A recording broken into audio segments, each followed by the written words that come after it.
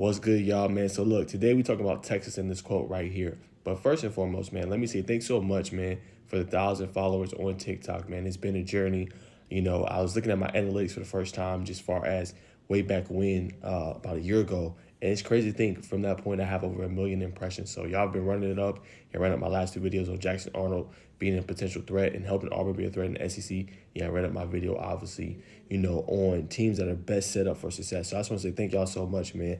But the journey continues, man. We got a hot topic today. And again, make sure y'all like and comment and share on TikTok. But look, we got a hot topic today. So look, we're talking about Texas. Texas officially canceled, obviously, their spring game, right? They're not going to have one. So this is via Anwar Richardson. He says Texas football coach Steve Sarkisian confirms reports that the Longhorns will not have a spring game this year during an interview with Kate Adams, right? Will this be the college football's new norm? I think it could set a precedent, right? I don't think all teams are going to follow into the same category. Like, I don't think Georgia will. I think Georgia will continue to have a game. I think Alabama will as well. But when you see players getting poached and being taken away from certain programs, especially with the spring transfer window, it makes you go and say, hey, let's not put that product out on the field. Let's not show what we have, right? Because let's say, for example, they do a spring game and they have a player, that balls out.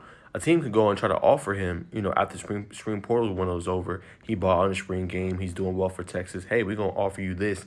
They're not, whatever they offer you, we're going to double or triple it. So then you look at a scenario where the player's going to think, dang, I like Texas, but at the same time, they offer me this money. I'm in this situation. Like, hey, I need the bread. I got to go.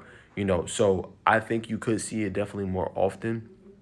You know what I'm saying? Especially with these coaches trying to do what they can. Because now, like I said, it's basically like a free agency period. And this goes back to that same question where they just need to have one portal, right? One portal window, whether that's winter or whether that's after the spring is over. You know what I'm saying? And allow those players to decide then what they're going to do, right? Because even if you transfer after the spring is over, you still have summer workouts. You know what I'm saying? You still have fall camp where you can get ready and get right to know where you're going to land in the season.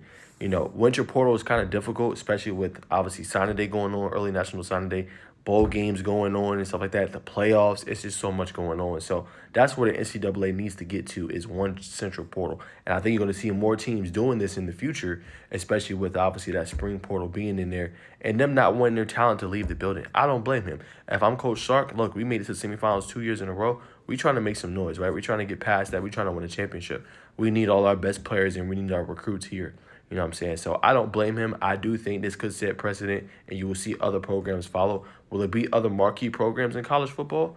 That remains to be seen. But you could see more upscale programs say, hey, you know what?